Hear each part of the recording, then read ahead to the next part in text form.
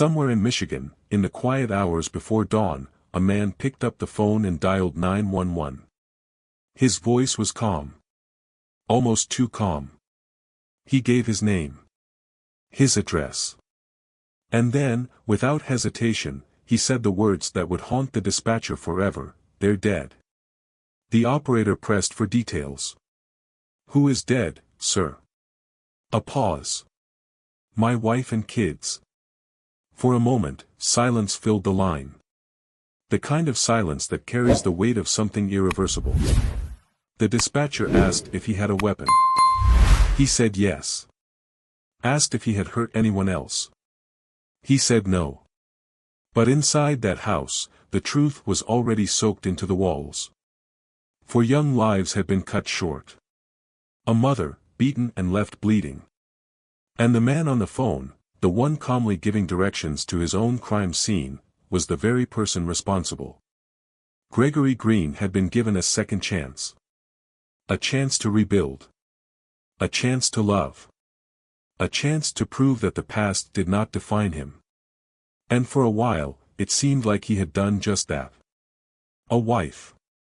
Children. A home filled with laughter. But then came the night when it all ended. A night when love was not enough to stop what was coming. A night when forgiveness turned into a death sentence. And as the first police officers stepped inside that house, they realized they weren't just looking at a crime scene. They were looking at something far worse. A family, completely destroyed. Detroit, Michigan. A city with a long history of resilience. A place where families build their dreams, where second chances are possible, and where faith can sometimes be the only thing holding a person together. For Faith Green, faith was more than just a name, it was a belief. A conviction that people could change, that past mistakes did not have to define a person's future. She had no way of knowing that the man she chose to spend her life with had already proven, decades earlier, exactly who he was. To understand how this story ended in blood and devastation, we have to go back 25 years. The year was 1991. Gregory Green was a young man, just 25 years old, living in Detroit. To those who knew him, he seemed ordinary. Quiet. Private. The kind of man who rarely made waves. But on July 14th of that year, his name would become forever linked to a crime so brutal, so senseless, that it left a permanent scar on everyone who heard about it.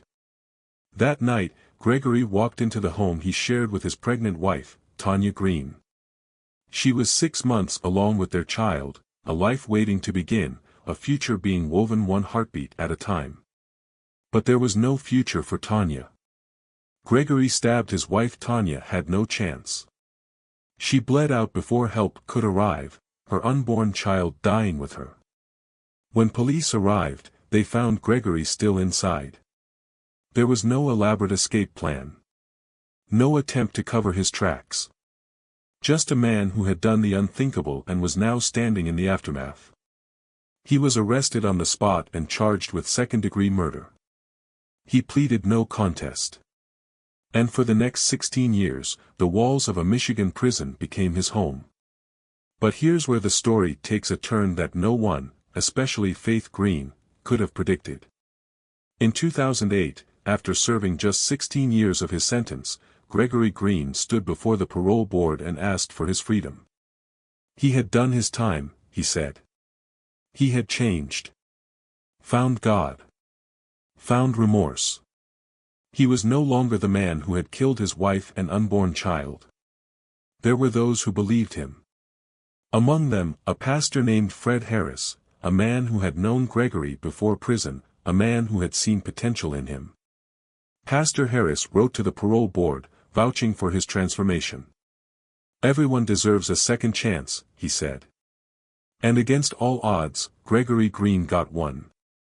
In 2010, after nearly 2 decades behind bars, he walked out of prison a free man.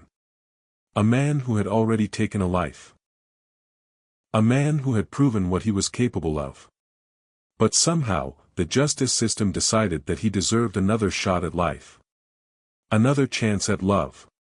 And that's how, just 2 years later, Faith Green, a kind-hearted woman, a woman of deep faith, entered his life. She didn't know about Tanya. She didn't know about the murder. She only knew what Gregory told her. That he had made mistakes. That he had a past. That he had changed. She believed him. And for a while, it seemed like she was right. Faith had 2 teenage children from a previous relationship, Chadney Allen, 19, and Kara Allen, 17. When she married Gregory, they built a new family together. In 2013, they had their first daughter, Koi. The following year, another little girl, Kaylee, was born. A blended family. A fresh start. A life built on redemption. But beneath the surface, something was already breaking apart. Those closest to Faith began to notice things. Gregory's temper. His controlling nature. The way he treated Faith's older children differently from his own.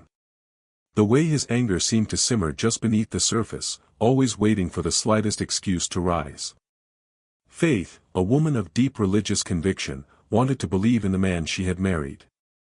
She wanted to believe that love and patience could overcome his demons. She had no way of knowing that the man sleeping beside her at night had already taken a life once before. And that he was going to do it again.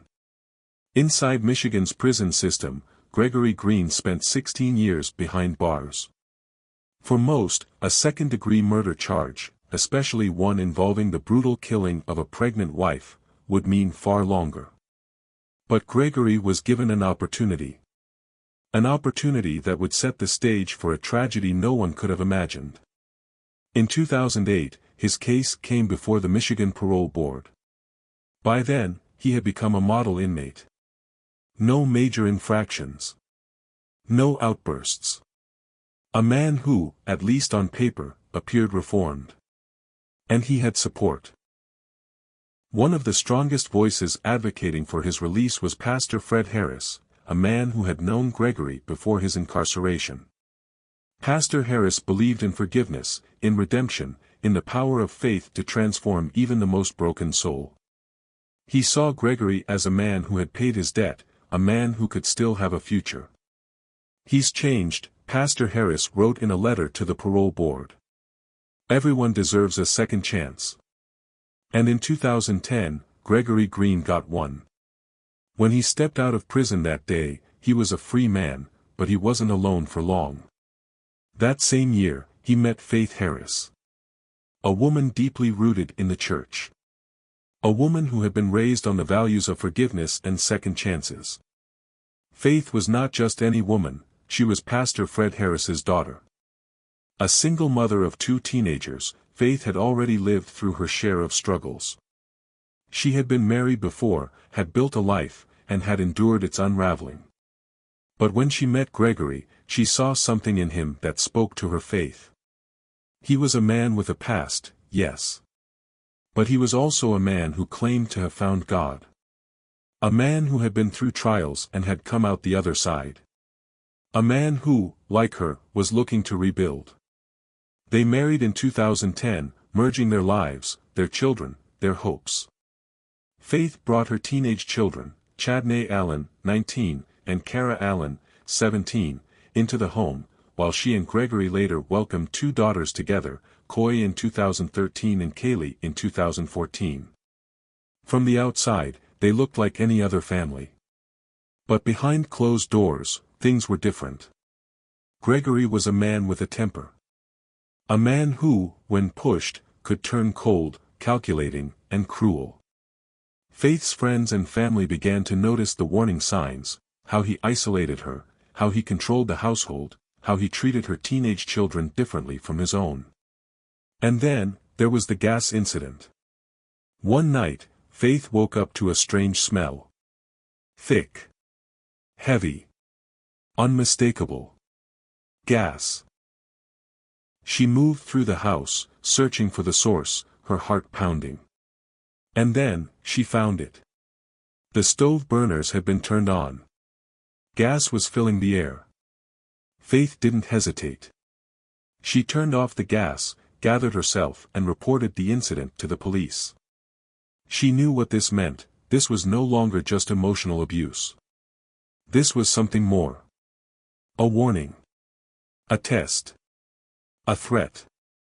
Gregory had done this. Whether it was a warning, a test, or something far worse, Faith would never know. But she knew what it meant. She and her children were no longer safe. By 2013, things had worsened. The arguments became more intense. The fear more present. Faith wanted out. In 2013, she filed for a restraining order, detailing years of intimidation and emotional abuse. But, like so many women trapped in cycles of violence, she struggled to fully break free. Gregory pleaded. He begged. He promised he had changed. He told her that he couldn't live without her, that he loved her, that they were meant to be a family. And Faith, a woman who had been raised to believe in redemption, in the possibility of healing even the most damaged soul, believed him. She let him come back. But she couldn't shake the feeling that something was wrong. That there was a darkness in Gregory that could not be erased. She didn't know it yet. But her instincts were right. Because Gregory Green wasn't done destroying lives. He was just getting started. Faith Green had spent years trying to hold her family together. But the walls of her home were no longer a place of comfort. They were closing in. And the man she had once believed in, the man she had prayed for, fought for, and forgiven, was revealing his true nature, piece by piece. That same year, Faith made her first real attempt to leave. She filed for divorce, hoping to free herself from the man she now feared. The paperwork told the story of a woman trapped, afraid, exhausted, desperate for a way out. But leaving a man like Gregory Green was never going to be simple. He wasn't just a husband. He was a manipulator, a master of control. And he knew exactly how to pull Faith back in. He pleaded with her. Told her he had changed. That he was a man of God. That he couldn't live without her. He promised to be better, to do better, to love her the way she deserved. And Faith, a woman who had been raised to believe in redemption, gave him another chance. The divorce never went through. Once Gregory was back in the home, things only got worse. He became more possessive. More controlling. Faith's world began to shrink. Friends noticed that she didn't reach out as much anymore. She stopped attending church as often. Her father, Pastor Fred Harris, had been the one to help Gregory gain his freedom, but now, even he was beginning to worry. Gregory didn't like Faith's independence. He didn't like her working, didn't like her spending time with others. He wanted to be the center of her world, the only voice she listened to. And so, he made sure she felt alone. He chipped away at her self-esteem, belittled her, controlled the finances, monitored her every move. And the most painful part? He made sure Faith's own children felt his wrath. Faith's older children, Chadney and Kara Allen, were not his. And Gregory made sure they knew it. He was colder with them, harsher. There were no fatherly embraces, no moments of warmth. Instead, there were rules. Restrictions. An unspoken tension that thickened with time. But when it came to his own daughters, Coy and Kaylee, it was different. He held them close. He smiled at them. They were his. They belonged to him. And that divide, that quiet resentment toward Faith's older children, would soon lead to something unthinkable. In the months leading up to the final tragedy, there were signs. Subtle, but there. Faith's closest friends saw the fear in her eyes, heard it in her voice when she spoke of Gregory. She wanted to leave, but she didn't know how. She was afraid of what he might do. The cycle of control. The years of fear. The growing tension in the household. It was all leading to one final act of violence. One final night that would end it all. And on September 21, 2016, Gregory Green made his final move. Faith Green had done what many women in abusive relationships struggle to do. She had made up her mind to leave. For good this time. No more second chances. No more believing the man who had shown her, over and over again, exactly who he was. August 2016. Just 1 month before the murders, Faith had filed for divorce again. This time, she was determined. She had told friends and family she was done. She was ready to rebuild her life without Gregory Green. And that terrified him. Gregory was losing control. And for a man like him, losing control meant losing everything. He had been released from prison because of Faith's father, Pastor Fred Harris. He had built a life with Faith. He had played the role of the redeemed man. But now, it was slipping away.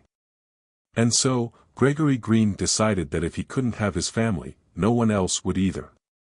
1:30 a.m., Faith wakes up to a nightmare. It started in the middle of the night. Faith awoke to something pressing against her wrists. Cold. Tight. The feeling of steel digging into her skin. Her heart pounded. Then she realized, her hands were bound. Duct tape wrapped around her ankles, her wrists. She struggled, but it was useless. And then, she saw him. Gregory stood over her. His face was unreadable. In his hand, a knife. And in the other, a gun. He didn't speak at first. He didn't have to. The look in his eyes told her everything. She wasn't getting out of this night unharmed. And neither were her children. Gregory forced Faith to the living room. She barely had time to register what was happening before she saw them. Her 2 eldest children, Chadney, 19, and Kara, 17, were already there. Their hands bound. Their mouths gagged. Tears streamed down their faces as they sat on the couch, their bodies shaking in terror. They knew. They knew what was coming. Gregory tightened his grip on Faith's arm and whispered into her ear, "Watch."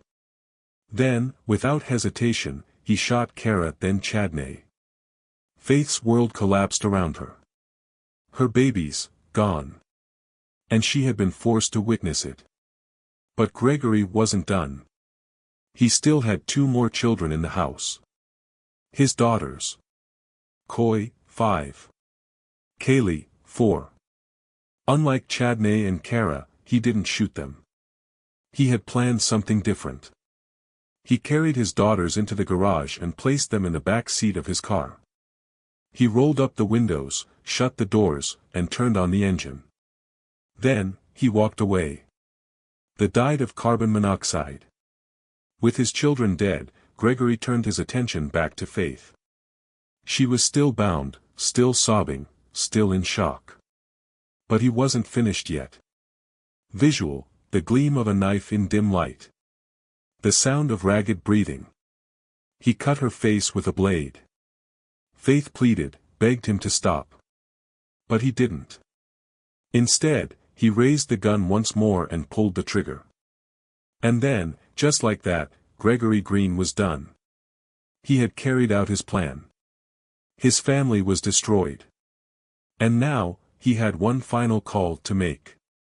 At 5:30 a.m., Gregory Green called 911. "I just killed my family.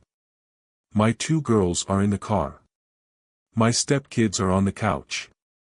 My wife, she's hurt, but she's alive." He didn't run. He didn't resist. He waited in the driveway for the police to arrive. When officers pulled up to the house, they found him standing there, hands raised, as if surrendering was just another step in his plan. The horror inside that house was unlike anything they had ever seen. And as Gregory Green sat in the back of a police car, hands cuffed, eyes forward, he had only one thing to say. "I did what I had to do." Gregory Green didn't resist. When officers arrived, he was already waiting outside. Hands raised. Face blank. His voice, when he spoke, was steady, almost too steady for a man who had just slaughtered his entire family. I did what I had to do. But what he had done, murdering 4 children, attempting to murder his wife, was beyond comprehension. Inside the house, officers found exactly what Green had described in his chilling 911 call. Chadney and Kara, lifeless on the couch. Faith Green, still alive, bleeding, trembling, barely able to comprehend the horror that had unfolded before her eyes. And in the garage, the final, devastating discovery. The car, still running. The lifeless bodies of 2 little girls, poisoned by carbon monoxide in their sleep. Gregory Green was arrested on the spot. Within hours, Wayne County prosecutors filed formal charges, 4 counts of first-degree murder, 1 count of unlawful imprisonment, 1 count of assault with intent to do great bodily harm, and 1 count of felony firearm possession. He showed no emotion. No remorse. No regret. Faith had survived. But survival did not mean she had been spared. She had watched her children die. She had felt the knife against her skin, the cold steel of a gun pressed against her body. And now, she was expected to stand in front of a courtroom and face the man who had taken everything from her.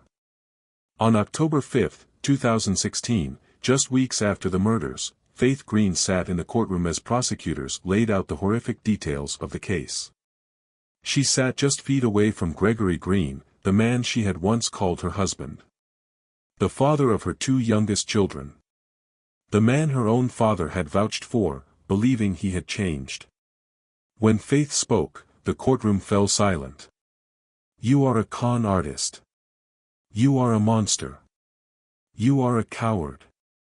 May God have mercy on your soul. Her words were powerful. But they would do nothing to bring back her children. Nothing to erase the pain. She had once believed in second chances. But now, she knew, some people didn't deserve them. Gregory Green chose to plead guilty. There would be no trial. No drawn-out proceedings. He had confessed. He had called 911 himself. He had never denied what he had done. Perhaps, in his mind, there was no point in fighting. He had already lost everything. The prosecution did not hold back. They detailed every moment of that night. The executions. The poisonings. The terror. The pain. The utter cruelty of forcing a mother to watch her children die. Then, it was time for Gregory Green to speak. When given the opportunity, he stood, turned toward the courtroom, and addressed Faith directly. I feel bad for how this has deeply impacted everyone, and may God help them. I've had demons that I have been wrestling with for a long time. His voice was quiet. Hollow. There was no real apology. No true acknowledgement of what he had done. Only vague words about demons. About struggles. About faith. The judge had heard enough. You are a murderer. You are a killer. You have killed your family in a way that is unimaginable. And now, you will pay the price. Gregory Green will spend the rest of his life behind bars. No parole. No second chances. No redemption. As he was led away in handcuffs, there was no emotion on his face. No regret. No reaction. Just the same blank stare he had given when he confessed over the phone. Faith Green will never forget. The memories of that night will never leave her. The scars, both physical and emotional, will never fully heal. She survived. But survival is not the same as peace. 4 lives stolen. 1 man responsible. And the haunting question that lingers, why? What makes a man kill? Is it anger? Jealousy? Or something deeper, something buried so far within the psyche that it festers, unchecked, until it erupts into unspeakable violence? Gregory Green was no stranger to murder. In 1991, he killed his first wife, Tanya Green, stabbing her repeatedly while she was 6 months pregnant. And yet, for the next 16 years, he lived behind bars, serving time but never truly confronting the monster within himself. While incarcerated, Green showed no signs of overt aggression.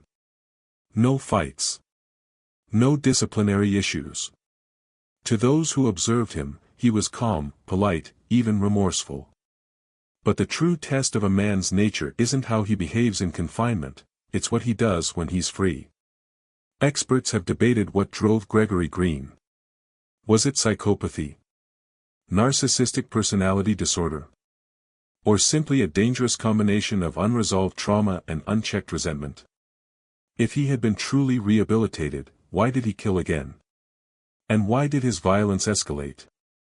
Gregory Green never should have been free. Not after what he had done. Not after taking the life of his first wife and unborn child. Yet, despite his history, despite the irreversible act of murder, the system saw him as a man worthy of a second chance. We believe Mr. Green has demonstrated remorse and is unlikely to reoffend. Those words would become a death sentence for Faith Green's children. Green wasn't the first violent offender to be released and kill again. And he wouldn't be the last. The parole board is designed to assess risk, to determine whether an individual is fit to return to society. But the reality? The system isn't perfect.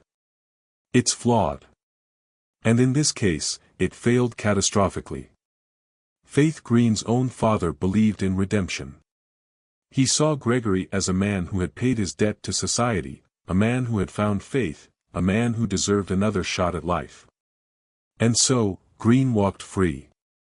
A free man with a dark past. A man who, in just 8 years, would prove that some crimes can never be atoned for. Why didn't she leave? Why did she stay? The questions people always ask. The questions that ignore the brutal reality of abusive relationships. Faith Green did try to leave. She filed for divorce multiple times. She reported him to police in 2013 after he tampered with the gas in their home, a silent attempt at mass murder. And yet, like so many women trapped in the cycle of abuse, she found herself pulled back in. Not by love, but by fear. By manipulation. By hope that things might change. For victims of domestic violence, leaving isn't always as simple as walking away. There are threats. There are children involved. There are financial entanglements. When Faith Green awoke in the hospital, the physical pain was secondary to the agony of her loss. Her body could heal. But how does a mother recover from watching her children die? Despite the pain, despite the unimaginable grief, Faith refused to let her story end there. She spoke out. She fought to make sure her children's names would not be forgotten. She turned her suffering into a mission, to spread awareness about domestic violence, to warn others about the dangers of ignoring red flags, and to demand accountability from a system that had failed her family. I lost everything that night. My babies. My future. My peace. But if telling my story helps even one woman leave before it's too late, then I have to keep going. In the aftermath of the Green family murders, a harsh spotlight was placed on the parole system. How could a man who had already killed his pregnant wife be deemed safe enough to walk free? How could a system built to protect the public have failed so catastrophically? Following Gregory Green's case, discussions arose about tightening the criteria for parole, particularly for individuals convicted of violent crimes. Advocates pushed for mandatory psychological evaluations before release. Some proposed stricter laws requiring ongoing supervision for parolees with a history of domestic violence. Others called for better support systems for survivors, ensuring they had the resources to leave dangerous situations safely. Though policies take time to change, Faith Green's story became a catalyst for these conversations. A painful reminder of the cost of ignoring warning signs.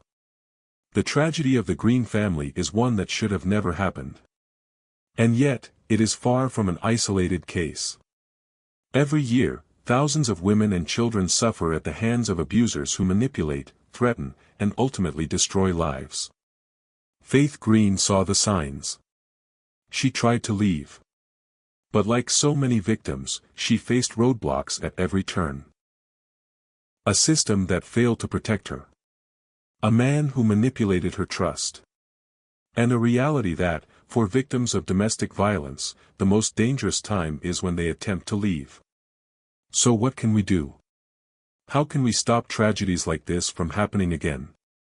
Education, teaching people to recognize early warning signs of abusive behavior. Resources, ensuring shelters, hotlines, and legal protections are accessible. Accountability, holding abusers accountable before violence escalates.